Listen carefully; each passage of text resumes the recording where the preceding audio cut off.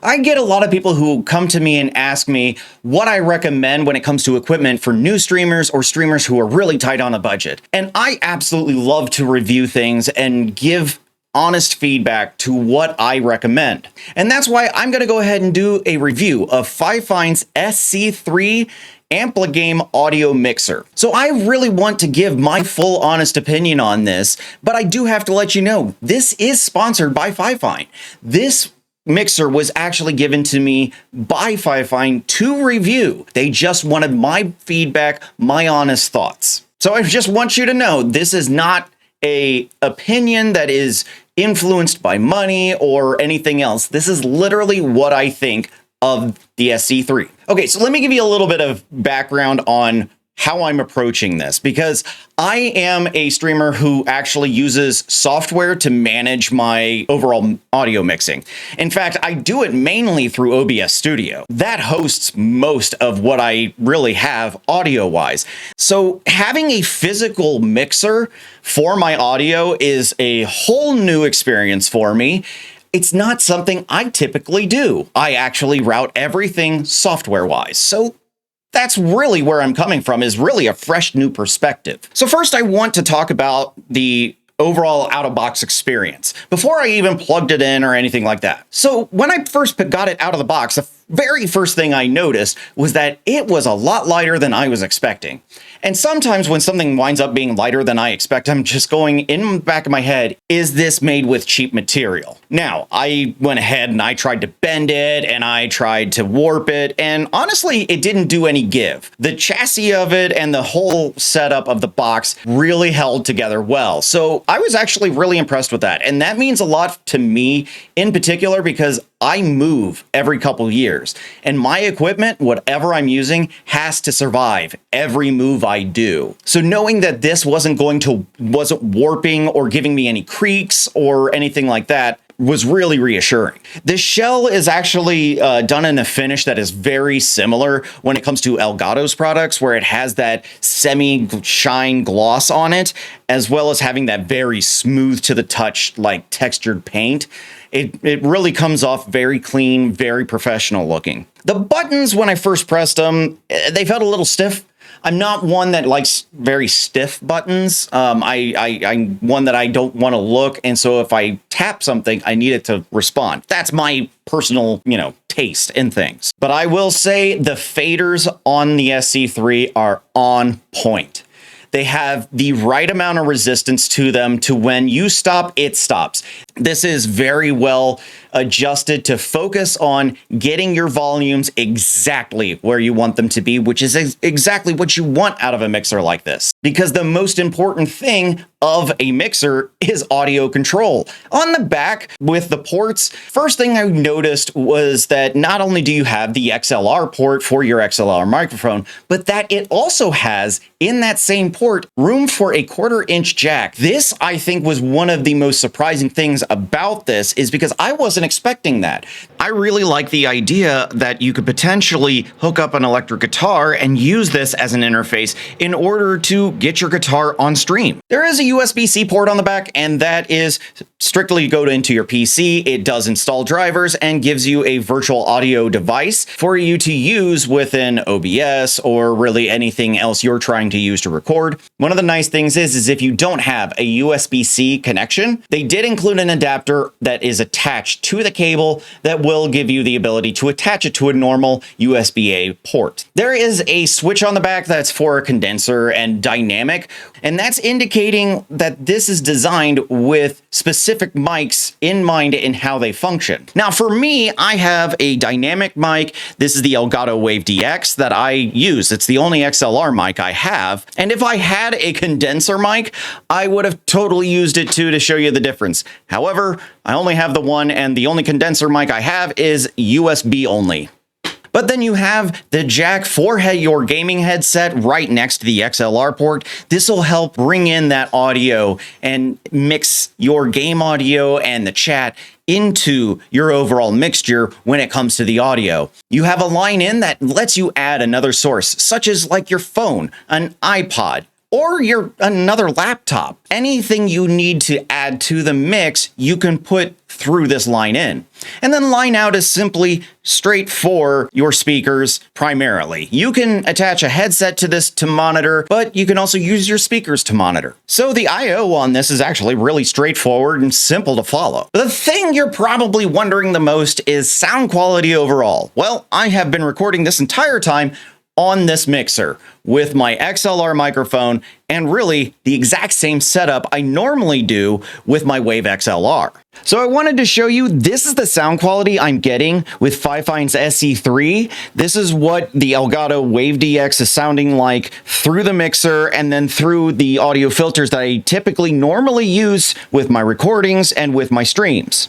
Okay, so now I've disconnected my XLR mic. It is now running through my setup before getting the Fifine SC3. Honestly, I don't really hear too much of a difference between the two, which means that the quality of the pass-through that it's got is actually fantastic. It's on par with even Elgato's equipment. Each brand of mic mixer has its own feature sets to it. For the SC3, there's actually some fun features to this that I really liked. First off, I really like the fact that there's a voice changer in it, mainly due to the fact that if I did not have voice mod, this is a good way to at least give me a creative outlet to make some new fun things and fun ways to do stuff for my audience. It gives me just those moments where I can make something really funny or silly, and then I have something clip-worthy to put up on TikTok. So when it comes to the voices, these are the sounds you get. This is male. This is female. This is monster. This is a baby. And well, this is the old man right now. So it does give you some stuff to really work with that you can then use while you're streaming to really create something new. There's a button on here called Electric, and it has, well, the 12 tones of the musical scale on it. And for a while, I couldn't figure out what this exactly did. It said it would only come through recordings, which I thought was odd. So I didn't think much of it, couldn't figure it out for a while until I tried to film this video. And the first time I filmed this video, it was all auto-tuned. Literally seeing this at the same time you are, because they wanted my honest opinion on this. So I'm actually on my second recording of this. Anyway, it is fun to see what I can do. Now, the RGB lighting on this, I always have a little bit of a wariness when it comes to RGB anything that's on my desk. One of my big things is it has to be not like blinding or in my face. It needs to be something that feels complimentary. This is where I think when it comes to lighting, Fifine killed it with it, because this really does strike a balance between beautiful color and a nice, just soft glow to it, enough that you can read it and still be able to do what you're doing without getting distracted. I have my beef when it comes to RGB lighting, and a lot of that is because it can get distracting, and that distraction makes it harder for you to focus on what you need to do. Again, I mentioned it before, the faders, this is by far my favorite thing, is that these faders are just perfectly weighted to make sure that they stop exactly where you want them. I mean, this is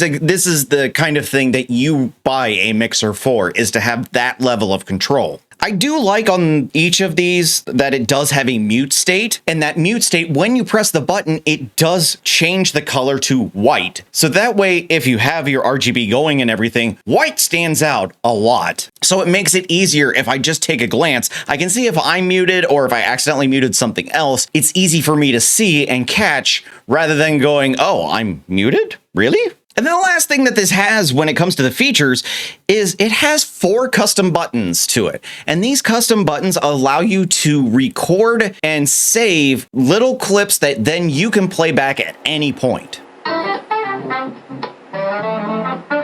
It's a fantastic thing to be able to just press the button and know that it's going to work. Okay, now you're probably going, where's the drawbacks? Okay, let me go ahead and give you what the drawbacks are for me in particular. So first, again, the buttons are stiff. And when it comes to stiff buttons, I don't like having to really press down to make things happen. And this is especially for the fact of the voice changer and the electric. If I'm really having to push down on them, it gets distracting to where I'm not focusing on continuing the conversation. I'm more focused on paying attention to whether this is actually changing or not. However, I will say for the 48 volt button, that is perfect because you don't want to accidentally hit that 48 volts and possibly blow out a mic that doesn't need that phantom power because, yeah, That would suck. So that's one instance where I would think a very stiff button is a good choice. When it comes to the custom buttons, I was a little disappointed that this wouldn't record from the microphone I'm using or the overall mix. It only records what's coming through the line in. And that just, I don't know, it felt a little off-putting to have to do that, because if I wanted to record my voice saying something, I have to record it onto my PC, and then I have to play it on my PC and hit the record button and hold it while my PC's playing it. And that just seems like an unnecessary step to me. I would love to see the fact that this is connected through a USB-C is if we had some software where we could program those buttons through an app. That way, if I have a sound file I just want to drop in, it's easy to change it. It's easy to do that on the fly.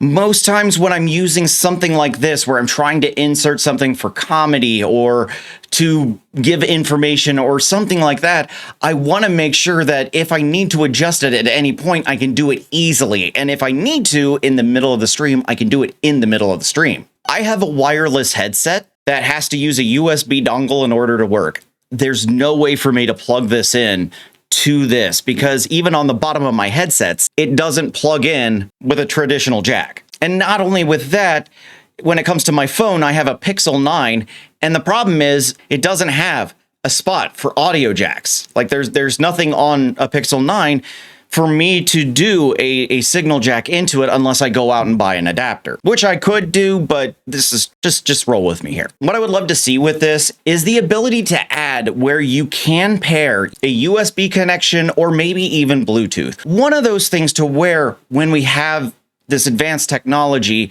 and we don't have access to it immediately, where we can just, run a simple cable, it would be nice to have that there. Because sometimes, with the phones the way they are nowadays, I mean, you have to get a little dongle at the bottom and then you can't plug it in and keep it charged. So that also makes it a little difficult. So what is my overall opinion of this? What do I truly think? Well, I honestly think this is actually solid. If somebody asks me for an XLR mic interface, I will absolutely recommend this. I will let them know what it can do, because this actually is quality. I mean, Fifine's SC3 really did surprise me. The build is actually better than I expected. The sound quality is doing very well in comparison to what I normally use, which is the Wave XLR. The layout makes incredible sense. It's also small, it's compact. I mean, it really does have everything you would need and keeps it contained and really clean. So I hope this review helped you in decision making. I do recommend still watching a few other videos, because other creators have different opinions, and it's always good to gather as much information as you can before you make a decision. But if you have specific questions for me, drop them below. I'll answer them. I will absolutely tell you everything about this that I know, and if I don't know it, I'll figure it out. Now, if you're looking to go ahead and pick up one of these, you can go to the description and there's a link down there. It doesn't do anything for me. It is literally just a link for you to go pick up one of these for yourself if you want. And of course, if you're looking for videos on how to set up OBS or do things in OBS or do things with Streamer.bot or really any other kind of streaming things that are just crazy and ridiculous, that's what I do. I love to answer questions. I love to give people the information. So make sure you subscribe. Keep checking out some of my videos. With that, my friends, I will catch you on the next video. Have a good one.